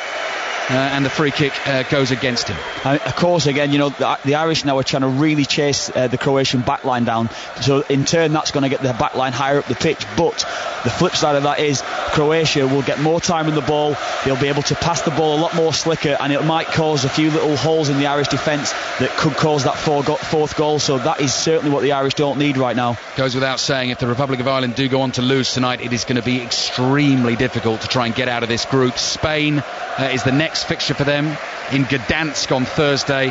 They finish against Italy here in Poznan again on Monday. Both games in full on BBC Radio 5 Live. Simon Cox is caught there by Perisic, and he wins the free kick. And you can just feel a slight edge to this game sort of developing in the second half. Republic of Ireland not stopping for the Mandzukic head injury, Robbie Keane's penalty not given to him. You just wonder how that might play out in the last 20 minutes or so. Republic of Ireland coming forward. Duff with a good run, darts between two defenders and wins the free kick. Well played, Damien Duff. Yeah, again, it puts the Irish in a really good position in the final third, probably allowing Glenn Willian or Damien Duff to put the ball into the box. Sean St Ledger going forward. I'm surprised Richard Dunn now going forward. He'll be another one that will be a big target for the Irish team from these set plays, and they've got to put this Croatian backline under pressure now, and this is the ideal opportunity for them. The Republic's goal in this game did indeed come from a set play. Free kick from McGeady was swung into the back post to St Ledger. Duff chips this one into the area. Edge of this, done with the header down, easily saved. No power on the header, and Pletikosa makes the save. So we've completed just over 22 minutes of the second half, and the Republic of Ireland are trailing Croatia. Let's see how the rest of this is going to play out. I'll put you in the very capable hands of Conor McNamara. Thanks very much, Alistair.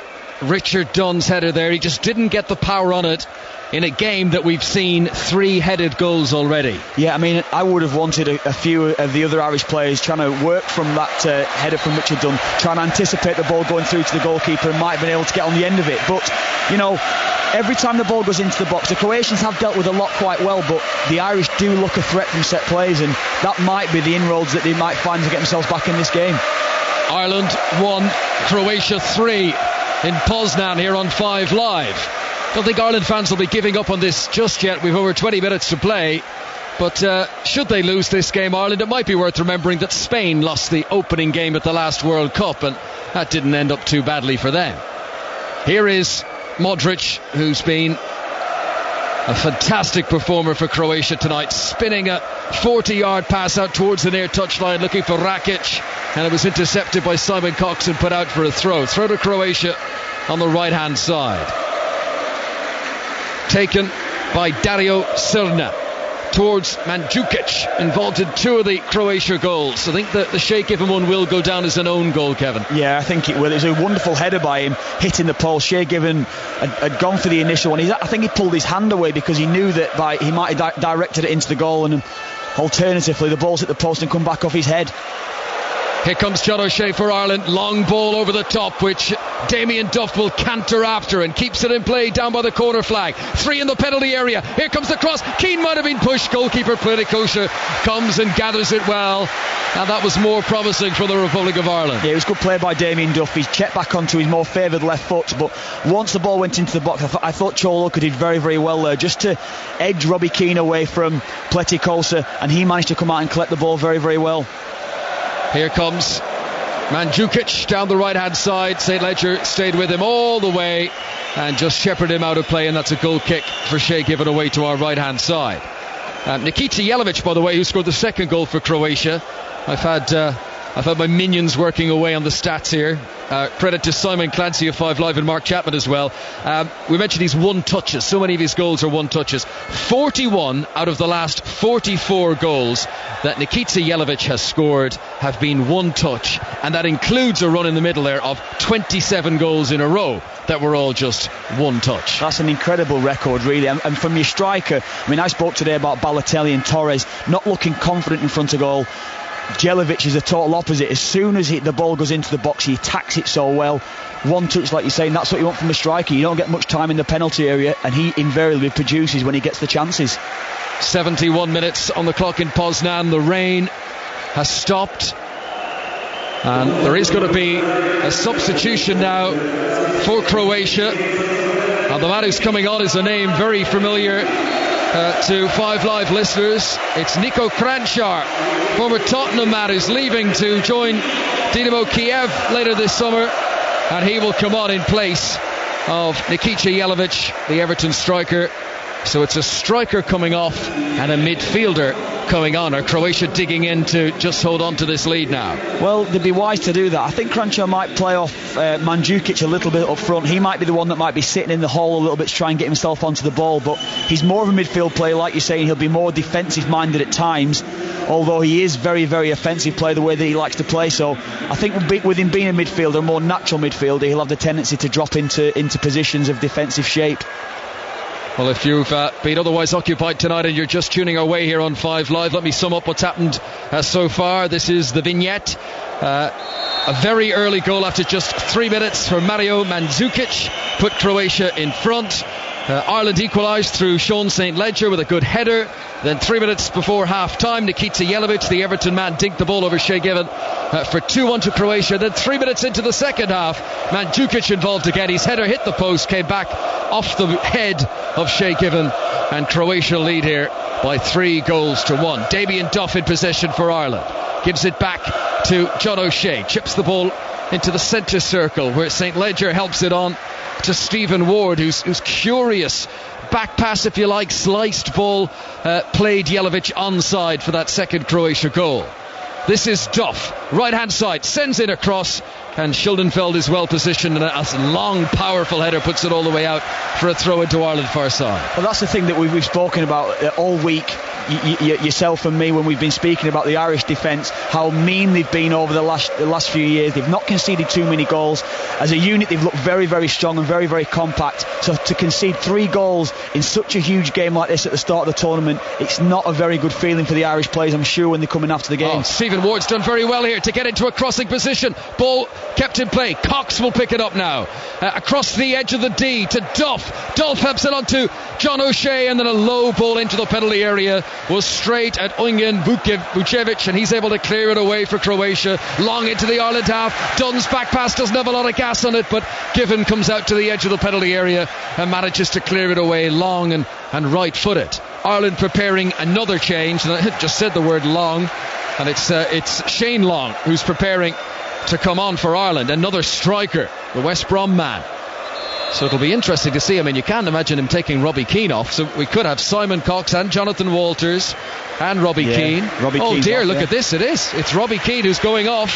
The LA Galaxy player, Ireland's all-time leading goal scorer, 53 international goals for his country, but he's not going to get one tonight in Poznan. He leaves the field and Shane Long comes on.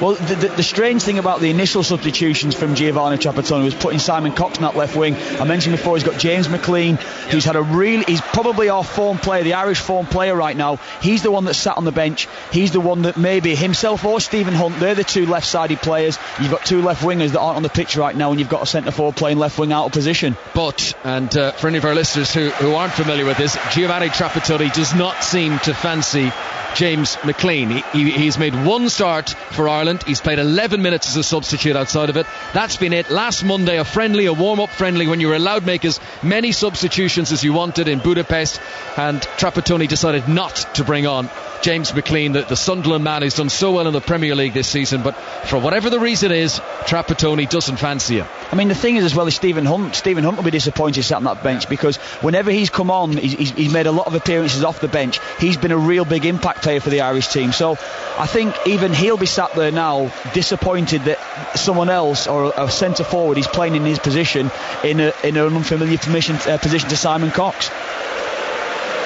Alistair mentioned about the Tardelli goal celebration in '82 World Cup, the big long run that he, celebrating with the fans. I did watch Sean St. Ledger score the goal for Ireland here tonight. He wanted to run towards a group of Ireland fans, and he went around the back of the goal where loads of photographers had laid their cameras on the ground, so he decided to jump over those cameras. Then there was this black crane which holds the TV camera that kind of swoops behind the goal.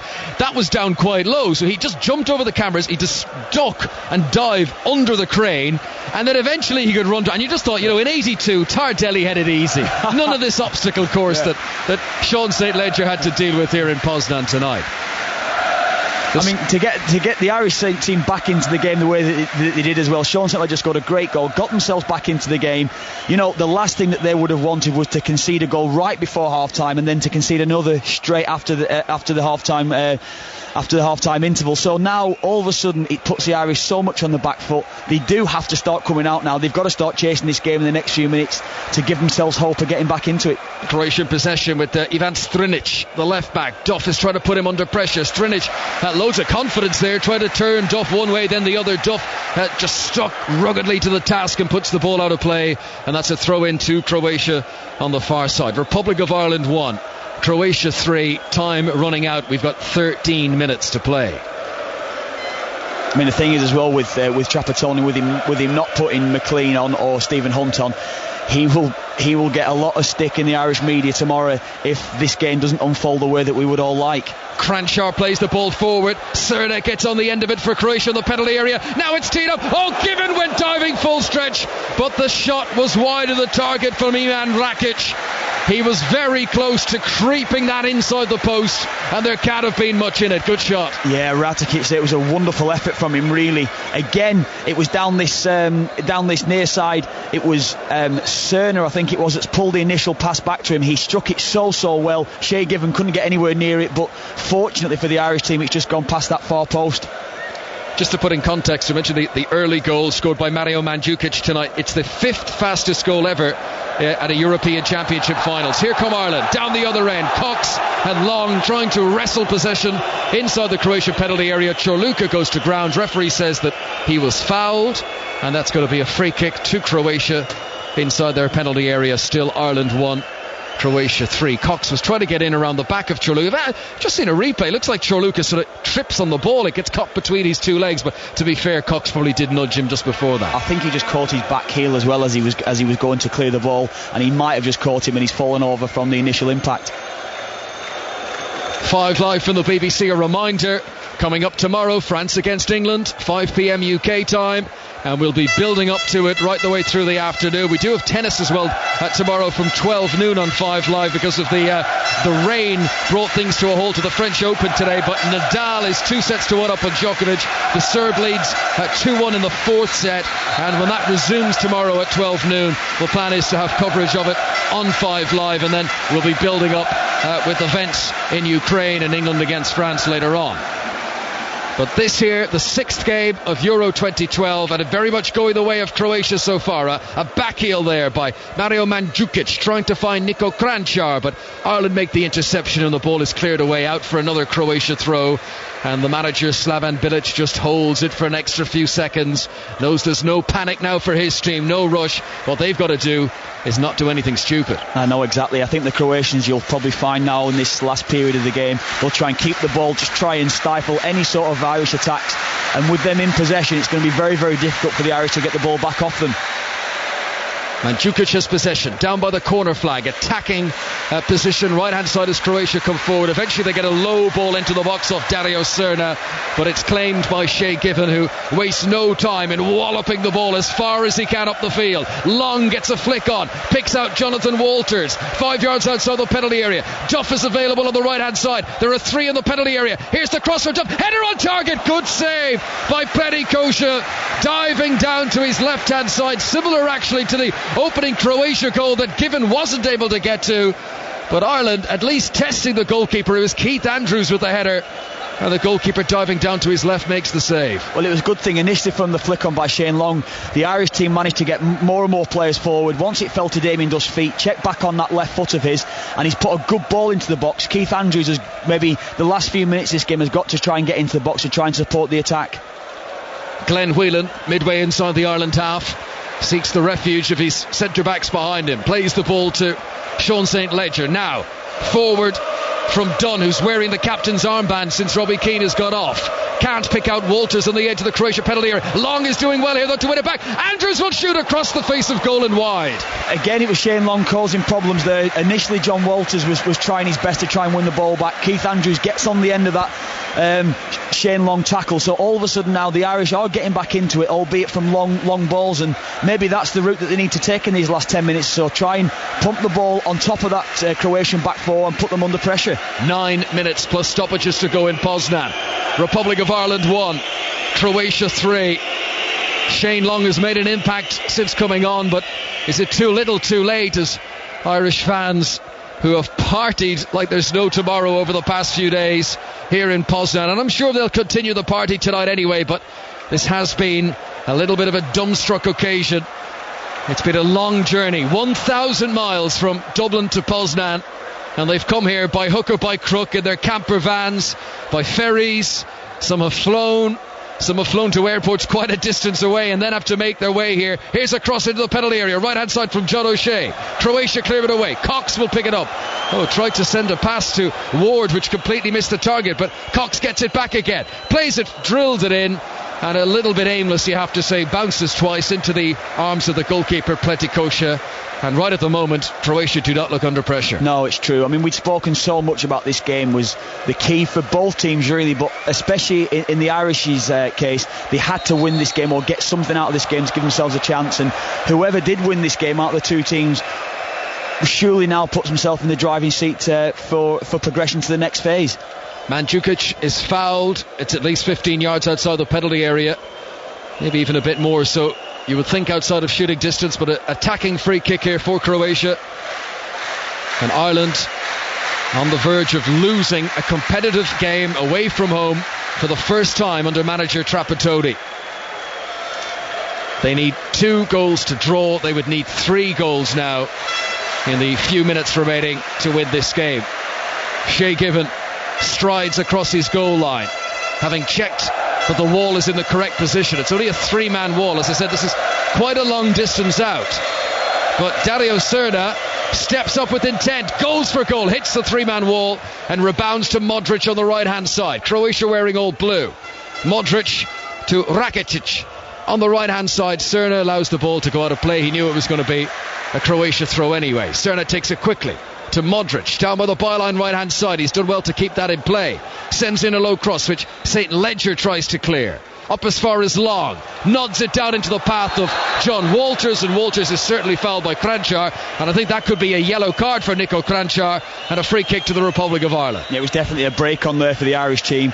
Shane Long had stepped across Kranjčar and the Irish team was away. I think Damien Duff was breaking down that right wing as well to try and get the ball off him, and Kranjčar knew what he was doing. He just nullified the attack and just brought him down, and all of a sudden then it was actually John Walters that was brought down, on that one, and as soon as John Walters was brought down, he just stopped the attack in an instant. Obviously now it's a set play to go forward and the Croatians can regroup. Richard Dunn takes the free kick towards the edge of the penalty area right hand side. Walters wins it in the air, tries to get it to Shane Long. Long goes to ground. I think hope more than expectation. Ireland fans cheer that perhaps they should have a penalty now. There's been some definite pushing off the ball involving Vedran Chorluka, not for the first time tonight. I think Shane Long certainly pushed him back, but well, you've got this 5th and 6th official behind every goal. They're right beside that, and I don't think any action's going to be taken. Maybe the referee just wants to get onto it, feels it's handbags and nothing more. No, yeah, I'm pleased about that, because I think Shane Long has just got up and a little bit of frustration set in because Chorluka defended it quite well. He saw the ball through and Shane Long just lost his head a little bit and pushed him. So I'm pleased the referee didn't take any action there, because realistically there was nothing in it. St. Ledger jumps for Ireland with Mandzukic. Neither of them get a firm touch. St. Ledger's picked up a knock, so too has Mandzukic. Both players lying down needing treatment, and then when Glenn Whelan goes to ground as well, the referee brings play to a halt. And there's a definite needle in this game now. Every time the ball stops, players go chest to chest, if you like. There's prodding each other, there's pointing, and you can see the frustration for Ireland of being 2 goals behind. Yeah, there is. I mean, of course, the Irish are very, very disappointed where the results going, but they certainly don't need to be getting any more cards. They don't need to be getting any sendings off in this game. They need to keep the heads. If they lose the game, can they get into the goal to get themselves back in it? And it's going to be a tall ask really to try and beat the Spanish and Italians, but they have to try and do that now. Well, Mandzukic is taking his time over getting the retreatment, and in fact the physios are now making that sort of wavy motion with their hands to signal that they will need to make a change. So this is going to eat up a little bit more time. It was a collision between St. Ledger and Mandzukic, and he is now going to hobble off, being supported on either side by 2 backroom staff members for Croatia. Slaven Bilic is taking his time about preparing a substitute, but there is some activity down now in the technical area. It looks like a dead leg as well. When you get the knee right in the thighs, it can be painful at times and it's difficult to recover from very, very quickly. Play back underway. Croatia temporarily with 10 men. Whelan chips it towards the left hand side of the penalty area for Walters. He's got support outside him from Cox. 4 Ireland players in the penalty area, 2 or 3 more lurking there. Decent cross in from Cox. Plenty kosher, the goalkeeper punched it away bravely. Now it's Duff, crossing position right hand side. Good ball in from Duff. Andrews again gets on the end of it, but he's headed it over the crossbar. Yeah, 2 good balls played into the Croatian box there. The initial one was dealt with so well by Pletikosa at the goalkeeper, but once Damien Duffy skint the fullback, put a wonderful ball in with his unfavoured right foot that time, and Keith Andrews just couldn't keep the header down. He got into the box very, very well, but just couldn't keep his header on target. Pletikosa is down now and needing to receive some treatment, and the seconds continue to tick away, and we have got 3 minutes plus stoppages here. Pletikosa, I don't think this is particularly that he's acting. I do think there's an elbow, not a sort of dangerous intentional one, but as Shane Long jumps in the air, his hand is in, and Pletikosa's head wallops off the elbow. And I think, that has hurt him, and he's down here for genuine reasons. Yeah, no, sometimes you see those, you don't want to wish the worst in him, but you can get fractured cheekbones, fractured eye sockets from them. He did get the elbow clearly in the face. And talk to Gary Cahill about that. I had one of them myself as well one time. I got an elbow and fractured cheekbone, very similar circumstances to that, yeah. That's the voice of Kevin Kilbane, who in the past captained Ireland to a win against Croatia in Dublin, but tonight it looks now, barring a Manchester City on the last day of the season type of miracle for the Republic of Ireland here, this could be defeat on the opening day. Yeah, the thing is, it's okay. We've had a really good record over the years, the Irish team, against Croatia, but it's in the qualifiers and in the big games that really, really count, and tonight was a huge, huge game for the Irish team, and they had to get up and running in this match to give themselves hope of progressing out of the group stages. St. Ledger's goal for Ireland, but Mandzukic, Jelavic and an own goal from Shea Given, and it's Republic of Ireland 1, Croatia 3. Earlier on today, Spain and Italy drew 1-1. Tonight, Croatia looks set to go top of the formative Group C, and how pleased they will be going into those final 2 games if they can finish here as winners in Poznan. Ireland trying desperately to win possession back. They get a throw in. Left full-back position. Ward wants to take it quickly. Referee makes him wait, and that's more frustration for Ireland. Here comes the final change for Croatia, and it's another familiar name to listeners on 5 Live who's going to come on. Eduardo, the Brazilian-born former Arsenal man, as a Croatia fan gets carried away and makes a pitch invasion and runs right up to Slaven Bilic and gives him a kiss on the cheek, and then 4 stewards come and clear it away. But that's not a great example of security, that someone can run right up to Slaven Bilic like that. Change has been made anyway. Eduardo has come on in place of Ivan Perisic, and we have now only seconds of the 90 minutes remaining. Ward takes the throw for Ireland, flicked on by Cox, one back for Croatia by Vukijevic, down on the deck by Kranjčar. Modric, who's had a fine game, flicks it into space on the far side. It won't be kept in play by Sturridge. Right on cue it was, wasn't it? Modric has played very, very well today, but that's probably the first misplaced pass he's done all day. That's the curse of the commentator, Kevin. As soon as you start praising them, they make mistakes. Shay Given's clearance for Ireland. One in the air by Walters. He's won an awful lot in the air since coming on, actually. Cox is outnumbered as he tries to get possession left wing for Ireland, and now he's been injured. Rolling on the ground. Possession with Eduardo, who's just come on as a sub. Whelan tries to win it back for Ireland. Even if they don't get two here, goal difference could be important come the end. There's going to be 5 minutes added on for stoppages. We have 5 minutes remaining here in Poznan.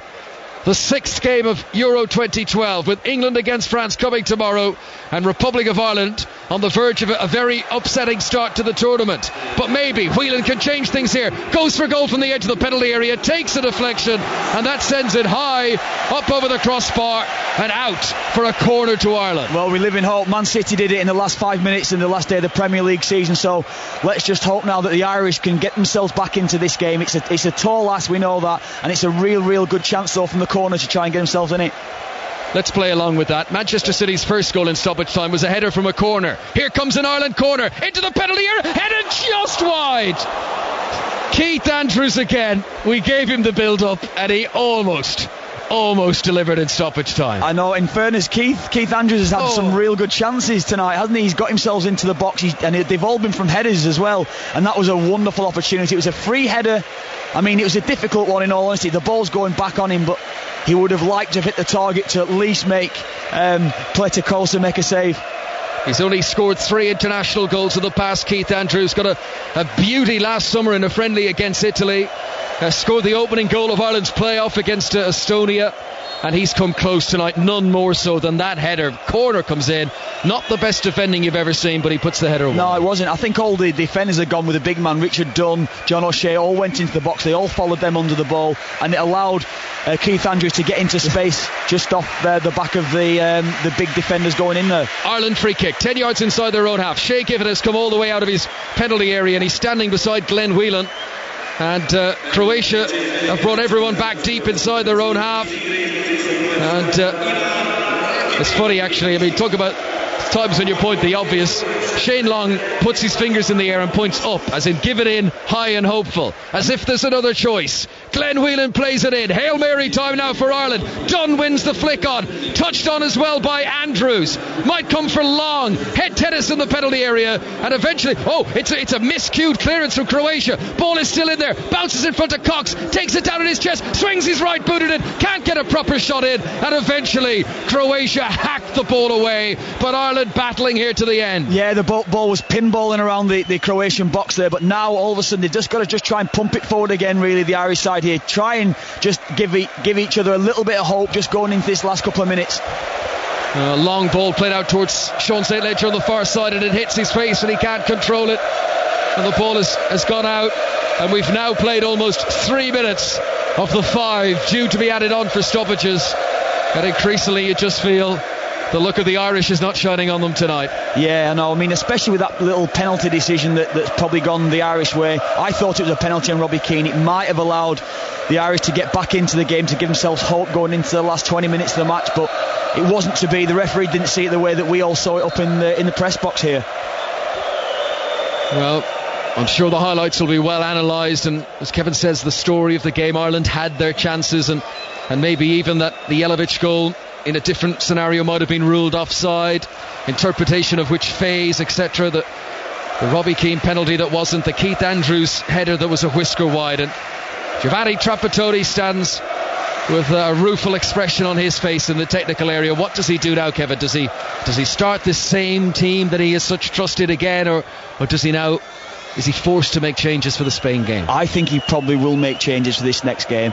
I mean, I genuinely think tomorrow within the Irish media he'll probably get a little bit of stick for his substitutions that he's made tonight, leaving 2 naturally left-sided players on the bench to bring a centre forward on in that left wing position. So he's leaving himself a little bit open there tonight, but in typical Giovanni Trapattoni fashion, he won't be bothered. He'll pick the team, he'll do the things the way that he sees fit. So I think tomorrow morning, he'll be able to take stock, watch the game back probably, and then make the decisions over the coming days as to what team he's going to pick against Spain. Just confirmation of the remaining games in the group, all of which we'll have live commentary on here on 5 Live As they think it's all over, as the famous line went, but it's not, because it's only a throw-in for Croatia. Some of the fans heard the whistle and started celebrating. Ireland play Spain next, Croatia play Italy next, and then on the final day of the group, it's Ireland against Italy and Croatia against Spain. Given clears the ball straight down the middle of the field. A lot of pain as well in the back there. Shea Givens, I think he's hurt, and that's why he wasn't taking the free kicks, and Glenn Whelan was taking them early on before, and he looks in a lot of pain with the back passes. Mind you, he's sprinting out of the penalty area now, but Glenn Whelan will take the free kick. Long, Richard Dunn is up there, well won by Chorluka. Andrews again, he's put it wide. It was bouncing up in front of him just on the edge of the penalty area. He tried to hit it outside of the right boot, and it's fizzed wide of the target. Another chance. Well, Keith Andrews has had the Irish best chances tonight, hasn't he? That's the game over. That's it. Now. It's all over in Poznan. Republic of Ireland have lost their opening game of Euro 2012. Huge celebrations for Croatia, who go to the top of Group C after the opening game. A comprehensive win for them as well by 3-1. Kevin Kilbane. I mean, there was real Irish optimism before this game today. I think every Irish fan wanted to get off to a good start. They felt confident that they could do so against a Croatian team that they thought that, look, we're going to come here today, we're playing against a decent team, but we can get something out of it. But it wasn't to be. The Croatian side turned up tonight, played very, very well at times, and it was difficult for the Irish to get themselves a real foothold in the game. Croatia have won the game, but the noise before the tannoy comes in to kill it is Irish fans singing the fields of Athenry. Some sorrows will be drowned tonight in Poznan, and they will move to Gdansk for the next game against the reigning world and European champions. If Ireland are going to get out of Group C, they are going to do it a very, very hard way. Final score, Republic of Ireland 1, Croatia 3.